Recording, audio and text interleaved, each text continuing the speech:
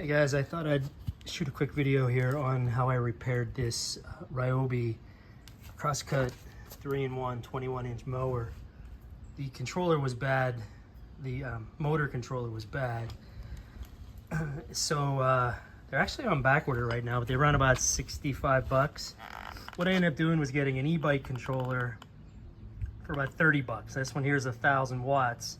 A couple things to note of what I really did here, and so you don't run into the same problems. But this controller up here is the drive controller. So I'm sorry, yeah, it's the wheels. It drives the rear wheels. There's a motor back here. Back here, you'll see where it connects. So from the motor, it's black and red, and from that controller I just showed you, black is actually positive and white is negative. Now this should, if you're testing it here, it should measure around 10 volts DC. There's DC on this one. And then with this variable speed selector, that changes it from 10 volts to, as you go up, to increases it. Not much. I think I measured like a little bit over 10 volts, maybe like 10 point something, but it's not a drastic increase. But as you increase that, the motor goes faster. One point to note on this one, because this goes to the other controller that I don't have anymore, you don't need to hook it up. But what does matter on this one is the orientation. So you have to have it in this way, where the wires are on this side. Kind of give you a view here. Because if you flip it around and put it on the other side, or you lay it flat, it must have a sensor inside there that the wheels won't go. So I had it in the opposite way, and I couldn't figure out why it wasn't working. But this controller, not that complicated. What does come into it is all the controls, all the safety controls come into that over here. And then these three went to the other controller. Basically, it told it when the button was pressed and when this was pushed in. So I still have this because I have a different controller there. I don't use the start button, but I do use this as an off button. The only things you need on this motor controller to identify is you have to identify your start wire. It's usually a red signal. It's a small red signal. It needs 40 volts. You need your 3 motor controllers. So you need your, I think it's green, blue, and yellow. You got to get those connected right. And you need a throttle controller. Now the throttle controller I have hooked up to a 10K pot potentiometer. And this is kind of wild how this works.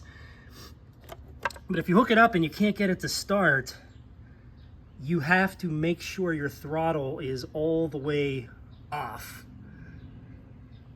And then you can start turning it up and you could get it to whatever RPM you want to get it to. And if you turn it off and you turn it back on, it's not going to start.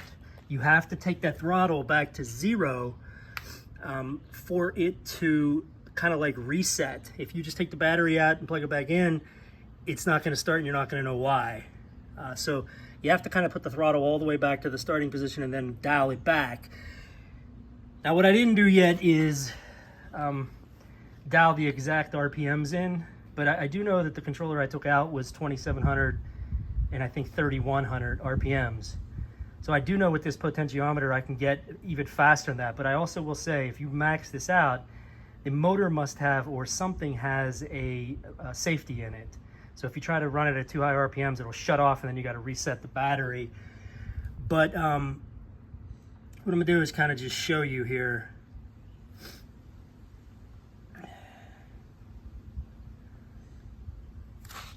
So what we're gonna do is we have a good battery in. We have this potentiometer. I'm gonna just turn it all the way to 0. And I'm gonna slowly start turning it to the left. Mine is counterclockwise. And you hear a motor starting to spin up.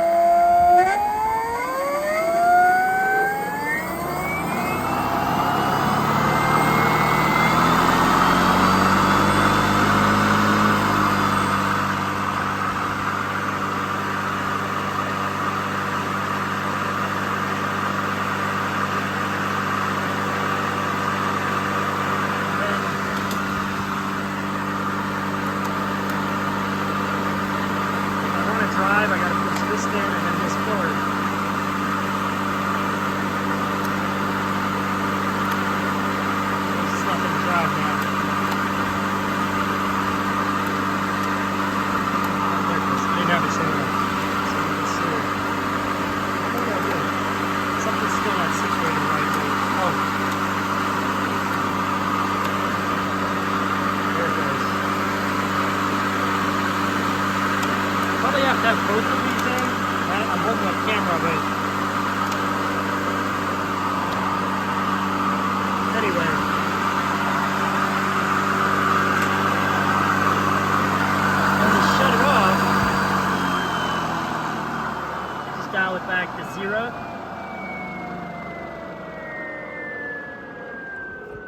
Now,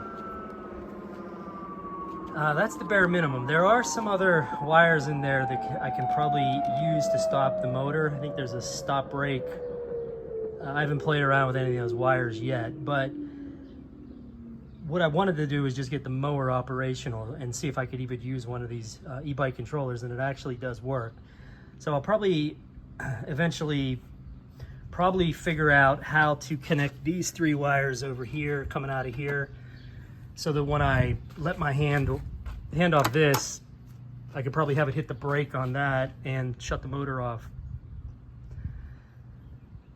But anyway, I just mowed, right before this I mowed about, I don't know, about 10-20 minutes worth of grass, and I didn't have any problems at all with it. So I don't want to really get into these wires here, but I will say every one I had here was Chinese, and I will give you guys a tip as to what the wires are. You can literally just take a picture of that, go to Google Translate, click on images, and it'll translate what it is, and then you can kind of figure it out what it is. There is a video out there that kind of does, somebody did walk through kind of what all these do, like the reversing. I have no use for the reversing. You know, the anti-theft. He kind of went through all those. And again, I'm sure a combination of these wires over here, I can get this motor to shut off without turning the potentiometer. But I will say, if I just shut it off and then turn it back on, and don't reset the potentiometer, it won't start back up. So anyway, just wanted to share that with you.